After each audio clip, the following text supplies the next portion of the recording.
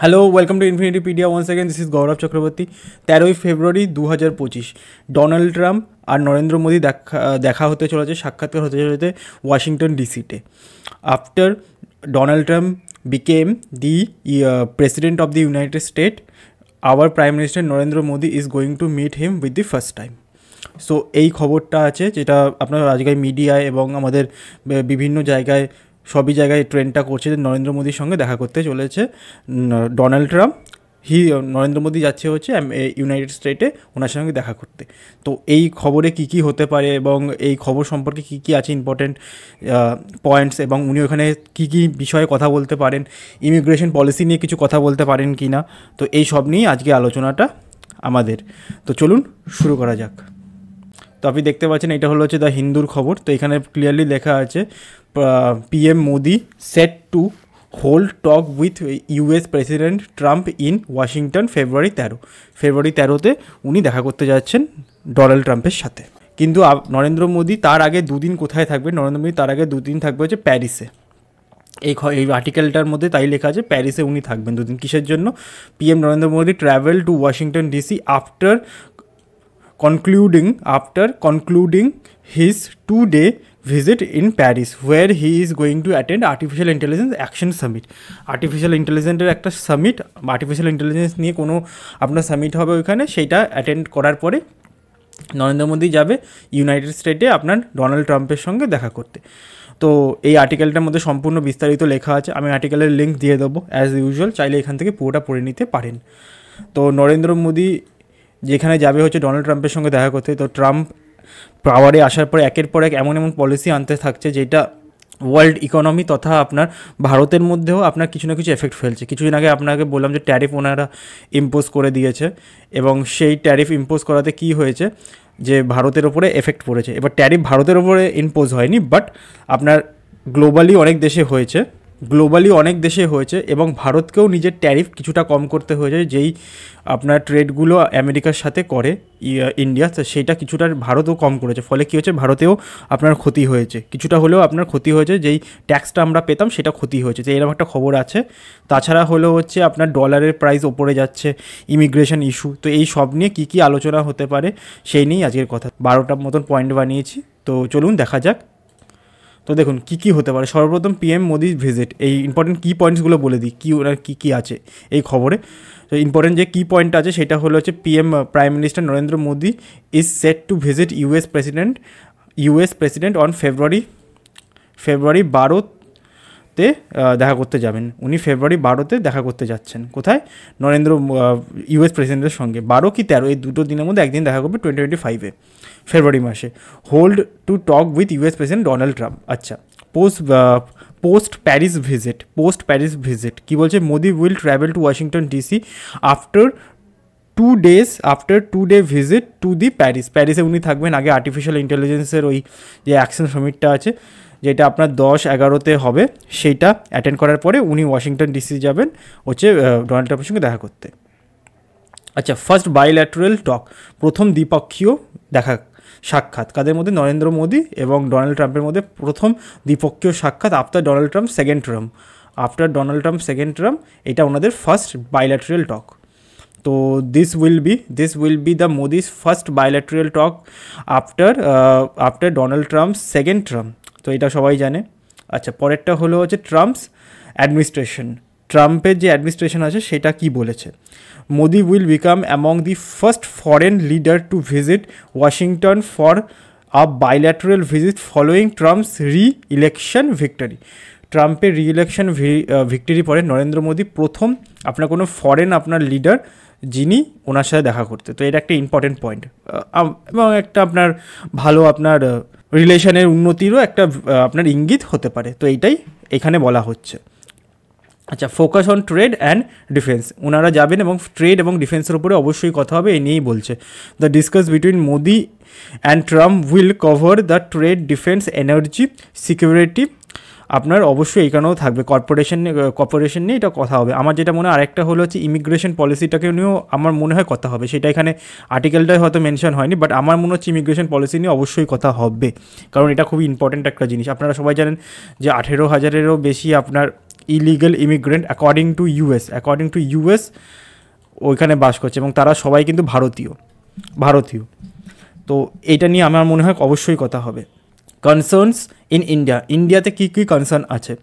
There are concern in India regarding to Trump's approach to immigration tariff. ট্রাম্পের যে immigration and tariff, এই দুটো নিয়ে আমি যেটা বললাম যে এই আর্টিকেলে কথা হয়নি, কিন্তু অল্প, এবার আমার পয়েন্টের মধ্যে এটা অবশ্যই থাকবে, সেটা হলো হচ্ছে ইমিগ্রেশন অ্যান্ড ট্যারিফ। আপনি আর্টিকেলটা পড়ে নিতে পারেন, ওখানে লেখা আছে, বাট আমার মনে হয় যে মেনলি ইমিগ্রেশনটাই থাকবে, ট্যারিফ ইমিগ্রেশন এই দুটো নিয়ে অবশ্যই কথা হবে, including 25% tariff on Canada and Mexico imports and 10% tariff on China on goods. তো এই দুটো নিয়ে অবশ্যই কথা হবে যে ভারতের মধ্যে যেন কোনো ট্যারিফ না বসে, এবং সেই নিয়ে কী করা যেতে পারে সেই সংক্রান্ত আমার মনে হয় কথা হবে অবশ্যই। আপনারা সবাই জানেন যে ক্যানাডা এবং মেক্সিকোতে অলরেডি 25% ট্যারিফ বসে গেছে, এবং চায়নার ওপরে আপনার 10% ট্যারিফ বসে গেছে।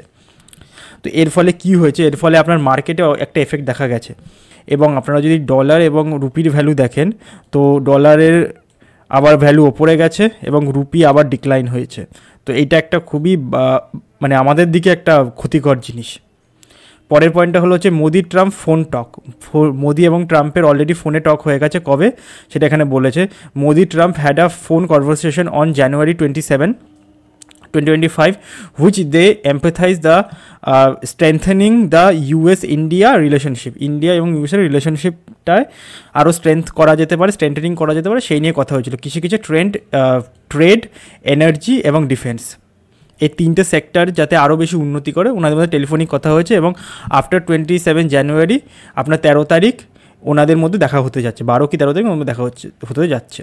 আচ্ছা, ইন্ডো প্যাসিফিক অ্যান্ড কোয়াড, আপনারা জানেন কোয়াড দেশের অংশ আছে আপনার ইন্ডো প্যাসিফিক, এবং কোয়াড নিয়ে কী কথা বলা হচ্ছে এখানে। Both leaders reframed their commitment to advancing the US-India strategic partnership and Indo Pacific quad relationship, এবং আপনার হলো হচ্ছে এটাকে যাতে আরও মজবুত করে দেয় এই নিয়ে কথাবার্তা হবে। কোয়াড কি যদি আপনারা বলেন, এরপর আলাদা একটা ভিডিও আমি বানিয়ে দেবো। India will host the quad leadership summit later in the year, যেরকম আমাদের ব্রিক্স আছে সেরকমই কোয়াড, আমি সোজা ভাষায় বলে দিলাম। এবং কোয়াড কি, কোন দেশ নিয়ে ফর্ম হয়েছে, কবে হয়েছে, এই নিয়ে আমি আলাদা করে একটা ভিডিও বানিয়ে দেবো যদি আপনারা বলেন। তো এটা ইন্ডিয়া হয়তো আপনার এই বছর সামিটটাকে লিড করবে, এটাই বলছে। লেটার ইয়ার কবে যাতে লিড করতে পারে সেই নিয়ে হয়তো আলোচনা হতে পারে, কারণ ইন্ডিয়াও কোয়াডটাকে লিড করতে চায়, হয়তো এই নিয়ে নরেন্দ্র মোদী কথাবার্তা বলবেন। আচ্ছা, এনার্জিতে কী কর্পোরেশন হতে পারে সেই নিয়েও কথাবার্তা হতে পারে। India is looking for expand its energy ties with the US, যেটা নিউক্লিয়ার এনার্জি, অন্যান্য এনার্জি নিয়ে টাইস যাতে আরও মজবুত হতে পারে, particularly the clean energy sector. Mainly clean energy সেক্টরটাকে নিয়ে কথাবার্তা হবে, তার মধ্যে হয়তো নিউক্লিয়ার এনার্জি এবং অন্যান্য এনার্জিও থাকবে, কিন্তু মেনলি ক্লিন এনার্জি বা আপনার হলো হচ্ছে গ্রিন এনার্জি, গ্রিন এনার্জি নিয়ে কথাবার্তা হয়তো হবে, যেরকম উইন্ড এনার্জি, আপনার সোলার এনার্জি এটসেট্রা। আচ্ছা, পরের পয়েন্ট হলো হচ্ছে নিউক্লিয়ার আপনার হলো হচ্ছে লাইবিলিটি এবং ল অ্যামেন্ডমেন্ট, নিউক্লিয়ার লাইবিলিটি এবং ল অ্যামেন্ডমেন্ট নিয়েও কথাবার্তা হতে পারে। India announce the plans to amend its nuclear liability law, aiming to overcome challenges implementing the 16 years old civil nuclear deal with the US. আপনারা সবাই জানেন সিভিল নিউক্লিয়ার ডিল, এই যে সিভিল নিউক্লিয়ার ডিল যেটা আছে এটা কার সাথে হয়েছিল, আমেরিকা এবং ভারতের মধ্যে হয়েছিল মনমোহন সিংয়ের আমলে। তো এই যে ডিলটা আছে এই ডিলটাকেও হয়তো একটু রিনিউ করার কথাবার্তা এনাদের মধ্যে হতে পারে। আচ্ছা, small module reactor, SMR, small module reactor, এটা কি? India is exploring the nuclear corporation with the US regarding the small module reactor with US base Holtec international, এটা একটা কোম্পানি ওদের আছে, being a player in the SMR market. এই Holtec international এই SMRটা বানিয়ে থাকে, যেটা স্মল মডিউলার রিঅ্যাক্টর, এইটা নিয়েও কথা হতে পারে, এবং এটা একটা ইম্পর্টেন্ট পয়েন্ট। আচ্ছা, focus on fair trade, Trump empathise the importance of the India processing more US made security equipments and moving towards a fairer bilateral relationship. একটা ফেয়ারার বাইল্যাটারাল রিলেশনশিপের যাতে হয় ইন্ডিয়া এবং আমেরিকার মধ্যে, সেই নিয়েও কথাবার্তা হতে পারে নরেন্দ্র মোদী এবং ট্রাম্পের মধ্যে। তো এইগুলো হচ্ছে মেন ইম্পর্টেন্ট পয়েন্ট। এবার আমি যেগুলো বলবো, যেগুলো নিয়ে মেন কথাবার্তা হবে, সেটা তো একটা হলো হচ্ছে 1 নম্বর পয়েন্টটা হলো হচ্ছে আমার যেটা মনে হয় মেন টপ প্রায়োরিটি থাকবে, সেটা হলো হচ্ছে ইমিগ্রেশন পলিসি, এটা টপে থাকবে। 2 হলো হচ্ছে নিউক্লিয়ার সিভিল যে ডিলটা হয়েছিল সেইটার মধ্যে যদি কিছু চেঞ্জেস করা যায় সেটা নিয়ে কথা থাকবে। এবং 3rd হলো হচ্ছে আপনার হলো হচ্ছে গ্রিন এনার্জি, বা আপনার হলো হচ্ছে ক্লিন এনার্জি, এইগুলো নিয়েও কথাবার্তা হবে। এবং তারপরে যেগুলো হয় আপনার বাইল্যাটারাল টকের মধ্যে, যেটা হয় ইন্টারন্যাশনালি আরও কী করে ইন্ডিয়া রিলেশন বাড়ানো যায়, যেটা হলো হচ্ছে রিলেশনশিপ আপনার হলো হচ্ছে ইনহ্যান্স, এটা হলো হচ্ছে 4th থাকবে। মানে এইগুলোই মোটামুটি টপ প্রায়োরিটি। এবার আগে পরে কোনোটা হয়তো ওনাদের মধ্যে বা কী কথা হবে লিডারদের মধ্যে, এটা তো বলা আমাদের পক্ষে সম্ভব না, বাট এইগুলোই টপে থাকবে। একটা হলো হচ্ছে আপনার হলো হচ্ছে ইমিগ্রেশন পলিসি, সেকেন্ড হলো হচ্ছে নিউক্লিয়ার সিভিল ডিল, এবং হলো হচ্ছে ক্লিন এনার্জি এবং নিউক্লিয়ার এনার্জি, এবং 5th হলো হচ্ছে নিউক্লিয়ার এনার্জি, যেটা হলো হচ্ছে নিউক্লিয়ার এনার্জি নিয়ে আরও কিছু কথা হতে পারে কি, এই সবগুলোই মেনলি থাকবে। যেটা মেন এইটা ইস্যু থাকবে সেটা হলো হচ্ছে এইটা নিয়ে যদি কিছু কথাবার্তা হয়ে যায়, 18,000-এরও বেশি আপনার ওদের ওইখানে ইমিগ্রেন্টরা আছে অ্যাকর্ডিং টু ইউএস। তো এদেরকে সবাই ইলিগাল ইমিগ্রেন্ট ইউএস বলে। তো এবার এদেরকে কি হবে, এদেরকে কি ডিপোর্ট করা হবে কিনা ভারতকে এদেরকে কি করে নেবে, এদের মধ্যে কারা কারা ভারতের নয়, কাদেরকে এরা ইলিগাল কনসিডার করছে, কি ভিত্তিতের ওপর ইলিগাল কনসিডার করছে, এই সব নিয়ে আমার মনে হয় নরেন্দ্র মোদীর সাথে ডোনাল্ড ট্রাম্পের কথা হতে পারে, এবং একটা ইতিবাচক দিক হয়তো এই বিষয়টা নিয়ে আসবে। তারপরে নিউক্লিয়ার সিভিল ডিল, এবং তারপরে ক্লিন এনার্জি, এবং ট্যারিফ অবশ্যই ট্যারিফের ওপরটাও হয়তো একটা কথাবার্তা হতে পারে। তবে 6 পয়েন্টের ট্যারিফ। এবং আশা করব যেন ইন্ডিয়া ইউএসের মধ্যে এবারে কথাবার্তাগুলো যেন ভালো হয়, কারণ ডলারের দাম উপরে বেড়েই যাচ্ছে এবং রুপির দাম কমেই যাচ্ছে। এবং কিছু এমন ভারতকে করা উচিত যাতে রুপিরও পাওয়ারটা বাড়ে এবং ইন্ডিয়াতে আরও লাভ হয়, কারণ শেয়ার মার্কেট অনেকটা হলেও এই ডলার রুপির ওপরে নির্ভর করে। তো অনেক ইনভেস্টাররা আছে, অনেক ক্ষতি হচ্ছে। তো দেখা যাক কী হয়। এই বিষয়ে যে কোনো আমি আপডেট পাবো অবশ্যই আপনাদের জন্য নিয়ে আসবো। So please do like, share and subscribe to get this kind of news. This is Gaurav Chakraborty, and have a nice day.